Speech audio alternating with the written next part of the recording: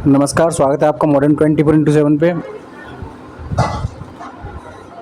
तो स्टूडेंट्स, आज स्टार्ट करते हैं बीएड सेकंड सेमेस्टर का आप लोग का जो पेपर है BD 201 teaching and learning perspective, शिक्षण और अधिगम का दृष्टिकोण।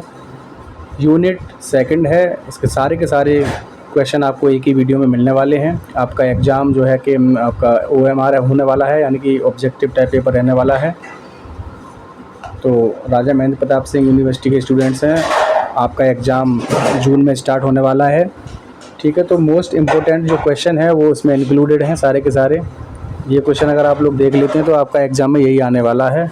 चलिए स्टार्ट करते हैं।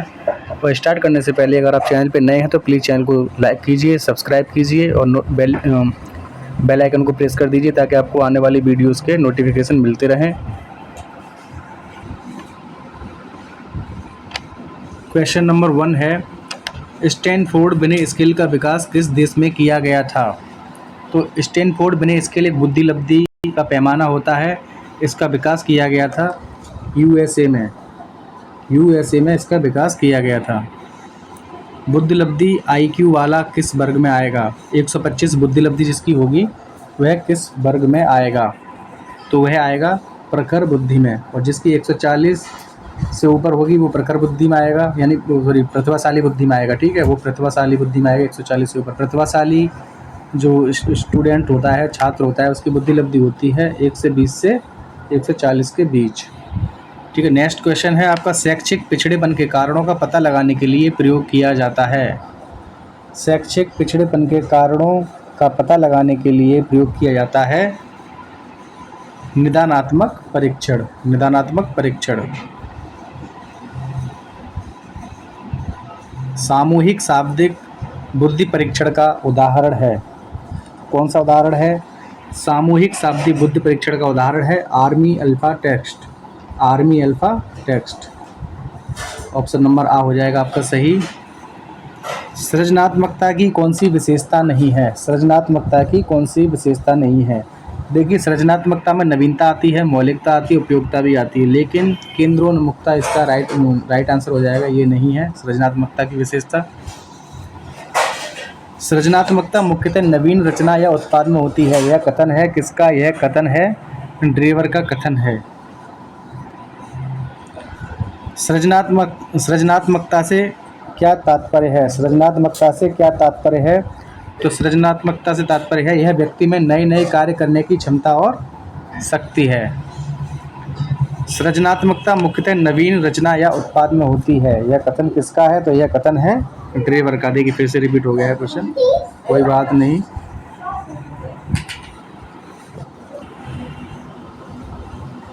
जो ड्रेवर का कथन है ये, सृजनात्मकता से तात्पर्य है व्यक्ति में नए नए कार्य करने की क्षमता और शक्ति है। नेक्स्ट है, मानसिक योग्यता के आधार पर बुद्धि परीक्षण है। मानसिक योग्यता के आधार पर बुद्धि परीक्षण है।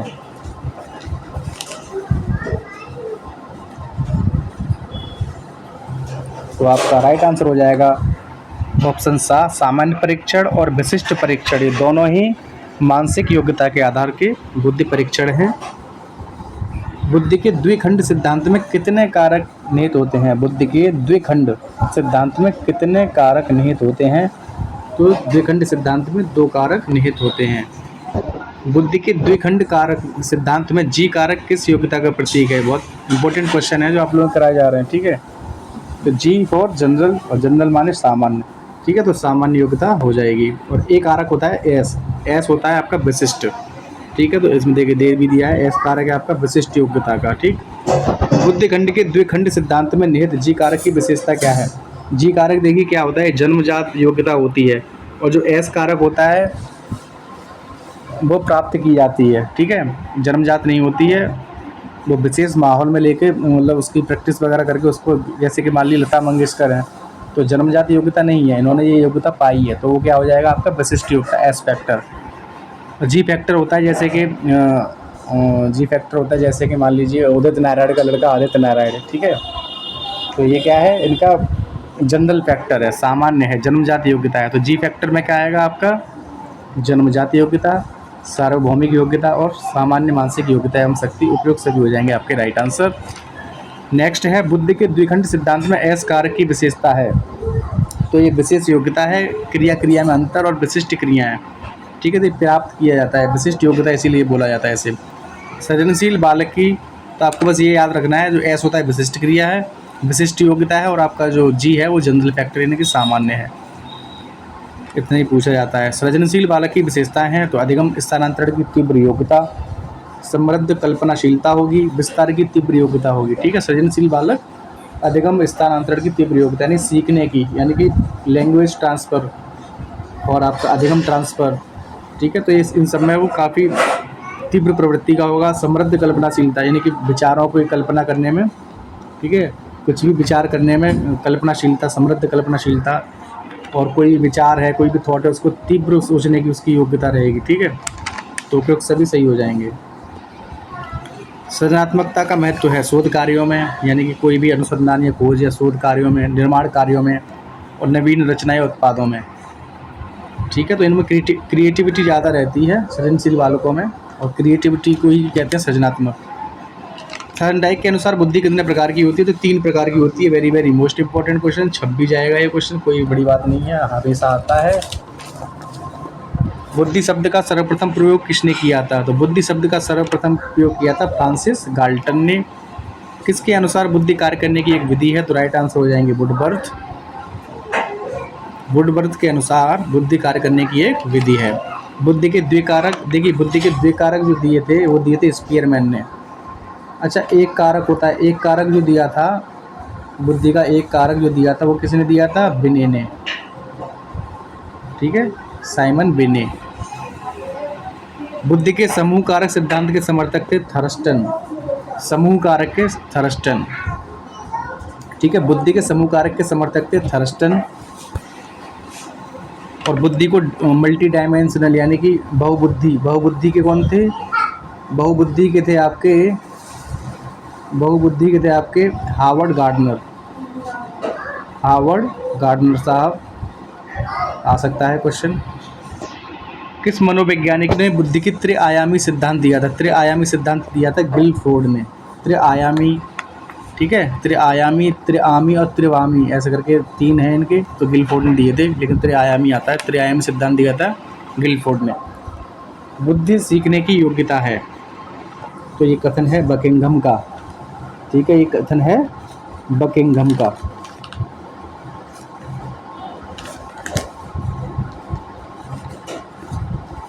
बकिंघम का कथन है। थर्स्टन ने, देखिए बहुत मोस्ट इंपॉर्टेंट क्वेश्चन है, थर्स्टन ने बुद्धि को कितनी योग्यताओं का पुंज कहा है? तो 8 योग्यताओं का पुंज कहा है। छपने वाले क्वेश्चन है जो मैं ये करा रहा हूँ, पेपर में छपने वाले क्वेश्चन।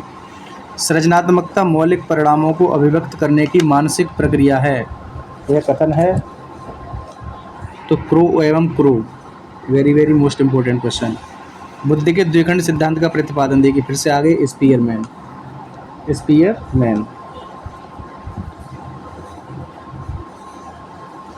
ठीक है, 2 जगह दे दिया है स्पीयरमैन, इसको हटा दीजिए, टाइपिंग एरर है वो।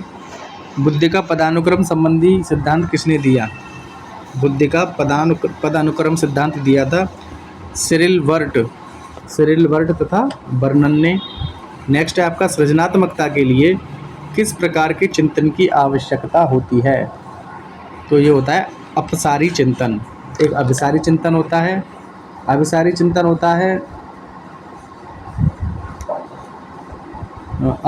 एक अपसारी होता है, एक अभिसारी होता है, ठीक है। तो जो अपसारी चिंतन या अपसरण चिंतनता के लिए होता है, ये आउट ऑफ द बॉक्स ही बोलते हैं इसको, यानी खुले, आउट ऑफ द बॉक्स यानी मान लीजिए मतलब ओपन एंडिंग वाले क्वेश्चन होते हैं। और ये अभिसरण जो होता है, अभिसारी जो क्लोज एंडिंग वाले होते हैं।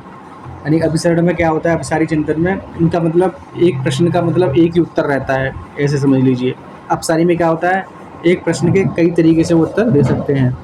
सृजनात्मकता के लिए किस प्रकार के चिंतन की आवश्यकता होती है? तो वो अपसारी चिंतन, ठीक है, राइट आंसर हो जाएगा अपसारी चिंतन या अपसरण चिंतन। बुद्धिलब्धि का सूत्र है, बुद्धिलब्धि का सूत्र होता है आपका MA/CA, गुणा होता है 100 × 100। MA होती है मानसिक आय, MA मानसिक आयु, और जो सी होता है वास्तविक आयु गुणा 100, यानी एम ए का मतलब हो गया आपका मेंटल एज और अपन ये क्रॉनिकल एज इंटू 100। बुद्धि का एक कारक सिद्धांत देखिए, अभी मैंने बताया था आपको, विनय हो जाएगा राइट आंसर। सृजनात्मकता मौलिक परिणामों को अभिव्यक्त करने की मानसिक प्रक्रिया है, यह किसका कथन है? सृजनात्मकता मौलिक परिणामों को अभिव्यक्त करने की मानसिक प्रक्रिया है, कथन किसका है? अभी देखिए फिर से रिपीट हुआ है, क्रो एवं क्रो हो जाएंगे राइट आंसर। ठीक है, क्रो एवं क्रो। 91 से 110 के बीच बुद्धिलब्धि कैसी होती है? तो ये होता है आपका सामान्य बुद्धिलब्धि। 90 से 100, 90 से 110 या 91 से 110, ठीक है, किस टाइप से आ सकता है? प्रतिभाशाली 120 से 140, ठीक है। पिछड़ी आपकी 80-90 ऐसे रहेगी, 90 तो नहीं रहेगी, 75-80 इस टाइप से रहेगी, आगे आएगी मैं बता दूंगा। लेकिन आपका जो प्रतिभाशाली और सामान्य वाला यही पूछा जाता है। बुद्धि को समायोजन के लिए आवश्यक मानने वाले विद्वान हैं, तो दोनों ही हैं, स्टर्न और क्रूज। बुद्धि को अधिगम की योग्यता मानने वाले विद्वान हैं, बुद्धि को अधिगम की योग्यता मानने वाले विद्वान हैं बकिंघम और डियरबॉर्न दोनों। ज़्यादा इंपॉर्टेंट क्वेश्चन है नहीं, ये पूछा भी नहीं जाएगा ज़्यादा। बुद्धि को अमूर्त चिंतन की योग्यता मानने वाले विद्वान हैं, अमूर्त चिंतन, टर्मन और स्पीयरमैन, दोनों ही हो जाएंगे। अच्छा, बुद्धिलब्धि का जो सूत्र था, बुद्धिलब्धि का जो सूत्र था वो किसकी देन है? वो टर्मन की ही देन है, ठीक है, टर्मन की देन है। अधिगम की प्रयत्न और भूल विधि का निम्न में से किसने पहले प्रयोग किया? अधिगम की प्रयत्न और भूल, अधिगम की प्रयत्न और भूल विधि का निम्न में से किसने पहले प्रयोग किया?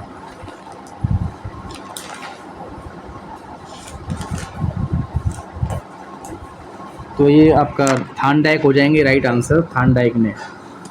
प्रयत्न और भूल, थार्नडाइक हो जाएंगे राइट आंसर। अधिगम में अभ्यास के नियम का आशय है किसी बात को बार बार रटना, किसी बात को बार बार कहना या किसी बात को व्यवहार में लाना। तो राइट आंसर हो जाएगा आपका किसी बात को व्यवहार में लाना। अधिगम के प्रयास एवं त्रुटि सिद्धांत का प्रतिपादन किसने किया? थार्नडाइक। मोस्ट इंपोर्टेंट क्वेश्चन है, 100% आएगा, लिख के ले लीजिए। अधिगम एक क्रिया है जिसकी विशेषता है सीखना, अनुभव, सार्वभौमिकता या निरंतरता या प्रवृत्ति। तो अधिगम का जो अर्थ है सीखना होता है, ठीक है ना, तो आपका सीखना हो जाएगा। अधिगम एक सार्वभौमिक प्रक्रिया होती है, यह सभी प्राणियों में पाई जाती है, किशोरों में नहीं, बालिकाओं में भी होती है, किशोरों में भी होती है, केवल शिक्षकों द्वारा प्रदत्त होती है, ऐसा कुछ नहीं है, सभी प्राणियों में पाई जाती है, किशोरों में, बालिकाओं में ऐसा कुछ नहीं है।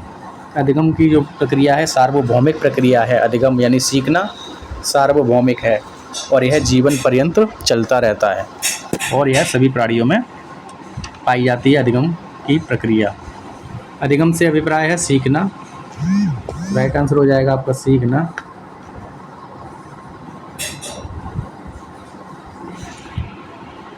नेक्स्ट है आपका प्रेरणा छात्र में रुचि उत्पन्न करने की कला है। प्रेरणा यानी मोटिवेशन, प्रेरणा बोलते हैं मोटिवेशन को। प्रेरणा छात्र में रुचि उत्पन्न करने की कला है, तो ये थॉमसन ने कहा है। किसने कहा है? थॉमसन ने। प्रेरणा के स्रोत हैं आवश्यकताएं, चालक एवं प्रेरक या उद्दीपन। तो ये सारे के सारे मोटिवेशन के स्रोत हैं। जैविक प्रेरक है, देखिए मद्यपान, आत्मगौरव या नींद या ये सभी। तो इसमें जैविक प्रेरक जो हो जाएगा तो नींद हो जाएगी, ठीक है, नींद हो जाएगी जैविक प्रेरक। नींद है, खाना है, पीना है, ठीक है, तो ये जैविक प्रेरक हो जाएंगे। देखिए इसमें मद्यपान दे दिया, मद्यपान देना नहीं चाहिए इसमें, लेकिन आत्मगौरव तो गलत है, ये जैविक प्रेरक नहीं है। लेकिन नींद है, ठीक है, नींद जैविक प्रेरक के अंतर्गत आएगी। सामाजिक प्रेरक है आत्मगौरव, भूख, काम। देखिए भूख, काम तो आ जाएंगे जैविक में, लेकिन आत्मगौरव है यह आएगा आपका सामाजिक प्रेरक में।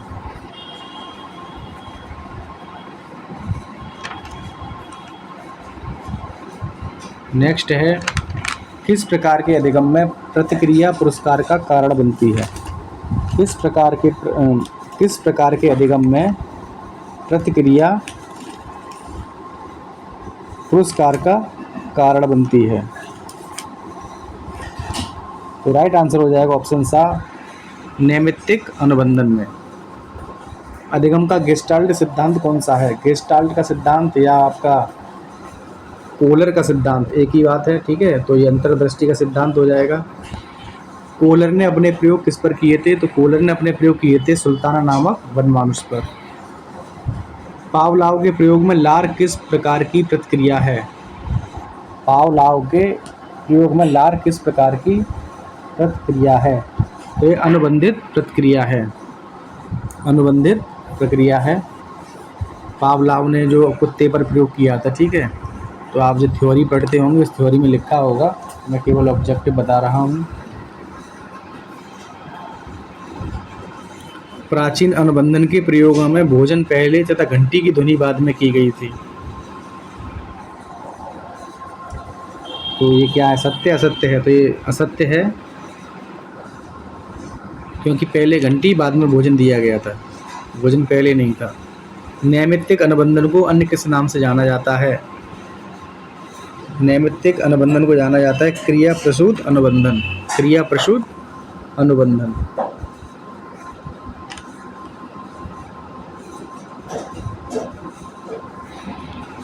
स्किनर ने नैमित्तिक अनुबंधन के प्रयोग किस पर किए थे? स्किनर ने चूहे पर किए थे। पावलाव का कुत्ता था, स्किनर का चूहा, और कोहलर का वनमानुष सुल्ताना नामक वनमानुष जीन पियाजे ने बच्चों पर किया था, ठीक है, प्रयोग। और आपके कोहलर थानडाइक की बिल्ली थी, ठीक है, थानडाइक का बिल्ली। प्राचीन अनुबंधन संबंधित है, प्राचीन अनुबंधन कभी देखिए, शास्त्रीय अनुबंधन, प्राचीन अनुबंधन, ये दो शब्द आ जाएं, शास्त्रीय अनुबंधन और प्राचीन अनुबंधन, ठीक है, दोनों ये आ जाएं तो पावलोव करके आना, पावलोव, ठीक है। गेस्टाल्ट सिद्धांत संबंधित है कल्पना पर, अंतर्दृष्टि पर, तो अंतर्दृष्टि पर है। और गेस्टाल्ट और कोलर, ठीक है, गेस्टाल्टवादी जो कोलर वगैरह थे गेस्टाल्टवादी थे, ठीक है। गेस्टाल्ट सिद्धांत और कोलर का सिद्धांत सूझ या अंतर्दृष्टि पर है, सूझ आ सकता है, अंतर्दृष्टि आ सकता है, ठीक है, ये दोनों एक ही बातें हैं। प्रयास एवं भूल सिद्धांत किसने दिया था? प्रयास एवं भूल का सिद्धांत दिया था थानडाइक ने, प्रयास एवं भूल का दिया था। प्रयास एवं त्रुटि या प्रयास एवं भूल आ जाए तो थानडाइक, और अगर अंतर्दृष्टि और सूझ आ जाए तो कोहलर या गेस्टाल्ट, ठीक है। अधिगम के सिद्धांत का प्रतिपादन किसने नहीं किया? अधिगम के प्रतिपादन का सिद्धांत देखिए, कोहलर ने किया, थानडाइक ने भी किया, पावलाव ने भी किया। सीखने के सिद्धांत, अधिगम का सिद्धांत, अधिगम का मतलब है सीखना। अधिगम के सिद्धांत का प्रतिपादन किसने नहीं किया? तो एबिंगहास ने नहीं किया। व्यवहार को प्रारंभ करने की आंतरिक स्थिति या प्रवृत्ति को मनोविज्ञान में किस नाम से जाना जाता है? तो अभिप्रेरणा के नाम से जाना जाता है। कौन सी विशेषता अभिप्रेरणा में नहीं पाई जाती? लक्ष्य निर्देशित होता है, चयनात्मक, हाँ ठीक है, निरंतरता भी ठीक है, अन्वेषणात्मक, ये आपका गलत हो जाएगा, ये नहीं पाई जाती। कौन सी अभिप्रेरणा जैविक या प्राथमिक नहीं है? देखिए, भूख आपकी जैविक है, यौन ये भी जैविक है, प्यास भी है, लेकिन उपलब्धि जो है ये आपका नहीं है, ये आपका जैविक नहीं है। मानव जीवन के लिए कौन से अभिप्रेरक अधिक आवश्यक हैं? जैविक या प्राथमिक, सामाजिक या अर्जित, उपलब्धि या संवेग? तो राइट आंसर हो जाएगा आपका जैविक हो या प्राथमिक। कौन सी अभिप्रेरणा अर्जित या सामाजिक नहीं है? देखिए, संबंध सामाजिक है, अनुमोदन सामाजिक, आकांक्षा स्तर ये भी सामाजिक है, लेकिन नींद है ये जैविक है। निम्नलिखित में से कौन अभिप्रेरित व्यवहार का लक्षण है? हृदय गति में परिवर्तन नहीं, सांस में परिवर्तन नहीं, प्रबलन नहीं, व्यवहार में दिशा, ये आपका राइट हो जाएगा।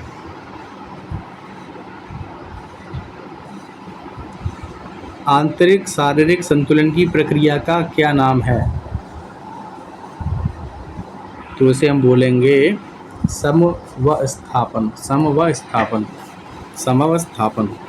अग्र हाइपोथैलेमस के मध्य भाग में आघात पहुंचने से समाप्त होता है। अग्र हाइपोथैलेमस के मध्य भाग में आघात पहुंचने से समाप्त हो जाता है क्या, लैंगिक व्यवहार। राइट आंसर हो जाएगा लैंगिक व्यवहार। जोखिम उठाने की विशेषता क्या सूचित करती है। जोखिम उठाने की, किसी चीज़ में जोखिम उठाने हैं तो उसकी जो विशेषता है वो क्या सूचित करती है, उपलब्धि प्रेरक। सूझ सिद्धांत के मुख्य प्रवर्तक हैं, देखिए अंतर्दृष्टि या सूझ, ठीक है, वो कोहलर, कोहलर हो जाएंगे राइट आंसर। अभिप्रेरणा के प्रकार हैं, अभिप्रेरणा 2 प्रकार की है। सीखने के क्रिया प्रसूत सिद्धांत का प्रतिपादन किसने किया। सीखने का क्रिया प्रसूत सिद्धांत, सीखने का क्रिया प्रसूत सिद्धांत, सीखने का क्रिया प्रसूत सिद्धांत,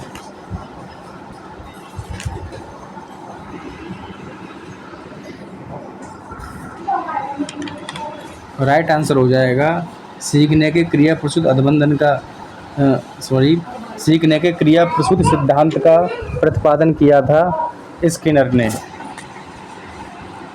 राइट आंसर हो जाएगा स्किनर। कौन सा कारक अवधान से सर्वोपयुक्त रीति से संबंधित है। कौन सा कारक अवधान से सर्वोपयुक्त रीति से संबंधित है। राइट आंसर होएगा रुचि, रुचि हो जाएगा राइट आंसर।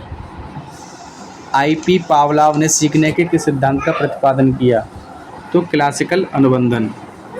क्लासिकल अनुबंधन को ही शास्त्रीय अनुबंधन बोलते हैं, ठीक है। क्लासिकल यानी कि शास्त्रीय अनुबंधन, क्लासिकल भी हो जाता है, ठीक है। शास्त्रीय अनुबंधन और क्लासिक अनुबंधन, ठीक है। नेक्स्ट है आपका अभिप्रेरणात्मक चक्र के 3 प्रमुख तत्वों में से 2 तत्व आवश्यकता एवं प्रोत्साहन है, तीसरा तत्व कौन सा है, तो तीसरा तत्व है आपका अभिप्रेरक।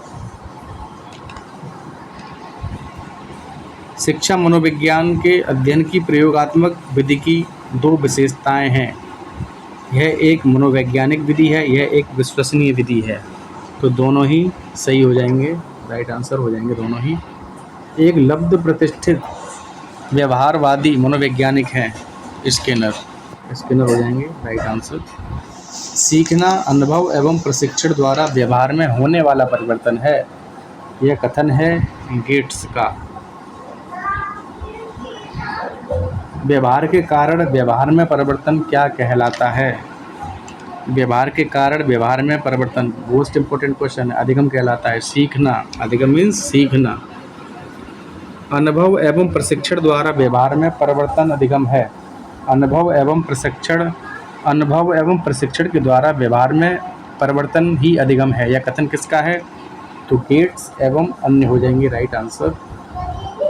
प्रयास एवं भूल सिद्धांत का प्रतिपादन किसने किया था, प्रतिपादन किसने किया था। प्रयास एवं भूल थॉर्नडाइक हो जाएंगे, और अंतर्दृष्टि एवं सूझ तो इसके कोहलर हैं, और प्रयास एवं भूल थॉर्नडाइक हैं।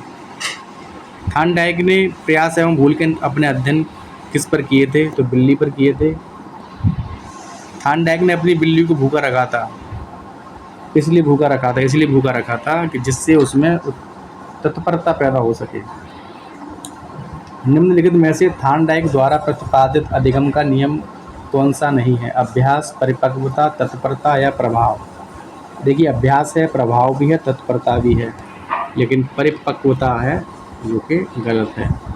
व्यवहार में आने वाले किस प्रकार के परिवर्तन को अधिगम कहा गया है, स्थायी परिवर्तन या अस्थायी परिवर्तन, तो राइट आंसर हो जाएगा स्थायी परिवर्तन। प्राचीन अनुबंधन का प्रतिपादन किसने किया था, पावलाव। प्राचीन अनुबंधन, शास्त्रीय अनुबंधन, ठीक है, पावलाव हो जाएंगे राइट आंसर। प्राचीन अनुबंधन आ जाए या शास्त्रीय अनुबंधन आ जाए या आपका क्लासिकल अनुबंधन आ जाए, ठीक है, तो ये पावलाव हो जाएंगे राइट आंसर। पावलाव ने अपने प्रयोग अध्ययन किस पर किए हैं, तो कुत्ते पर किए थे। पावलाव ने किस पर किए थे, कुत्ते पर। जब अस्वाभाविक उद्दीपक के साथ स्वाभाविक प्रक्रिया संबंधित हो जाती है तो यह प्रयास एवं भूल का सिद्धांत कहलाती है। जब अस्वाभाविक उद्दीपक के साथ स्वाभाविक प्रतिक्रिया संबंधित हो जाती है तो यह प्रयास एवं भूल का सिद्धांत कहलाती है। पावलाव के प्रयोग में भोजन किस प्रकार का उद्दीपक था। पावलाव के प्रयोग में भोजन जो था वो था अनानुबंधित उद्दीपक, अनानुबंधित उद्दीपक था। ठीक है, बस आपका इतना ही है। ठीक है, अब आपका यूनिट 3 कल लेकर आएंगे। ठीक है, अब डेली आपको क्लासें मिलेंगी। अगर चैनल पे नए हैं तो प्लीज़ चैनल को सब्सक्राइब कर लीजिए, बेल आइकन को प्रेस कर दीजिए ताकि आपको आने वाली वीडियोस के नोटिफिकेशन मिलते रहें। मैं मोस्ट इंपॉर्टेंट क्वेश्चंस को करा रहा हूँ, बाकी आप लोग पढ़ ही रहे होंगे, आपके पास थ्योरी वाले मॉडल भी होंगे, वैसे भी मॉडल पेपर होंगे, लेकिन जो मोस्ट इंपॉर्टेंट क्वेश्चन है वो ही मैं इसमें इंक्लूड करूँगा। ठीक है, बाकी और ज़्यादा देखना है तो आप लोग मेरा जो चैनल है आप उस पर प्लेलिस्ट में जाइए, बीएड फर्स्ट ईयर, वो हमारे वाले मॉडल पड़े होंगे, उसमें करीब आपके 8-9 सब्जेक्ट हैं। जैसे कि आप लोग का ये बीएड सेकंड सेमेस्टर है, बीएड सेकंड सेमेस्टर है, इसमें आपका ये सब्जेक्ट है ना लैंग्वेज ये वाला, लर्निंग एंड टीचिंग पर्सपेक्टिव करके, तो उसमें आपको ये मॉडल मिलेगा लर्निंग एंड टीचिंग करके, यानी कि अधिगम एवं शिक्षण करके। इसका थोड़ा नाम चेंज हो गया है और उसमें 5 यूनिट होती थी, आपके इसमें 4 यूनिट रहने वाली हैं। ठीक है सब कुछ वही, थोड़ा सा 1 यूनिट कम कर दिया है। बाकी आप लोगों का सेमेस्टर वाइज कर दिया है, पहले ईयरली होता था, आपका सेमेस्टर वाइज है, सारा कुछ वही है। ज़्यादा क्वेश्चन देखने हैं तो आप बीएड फर्स्ट ईयर की एक प्लेलिस्ट बनी हुई है, 59-60 के करीब उसमें वीडियो होंगी, वो आप देख सकते हैं। ठीक है, धन्यवाद।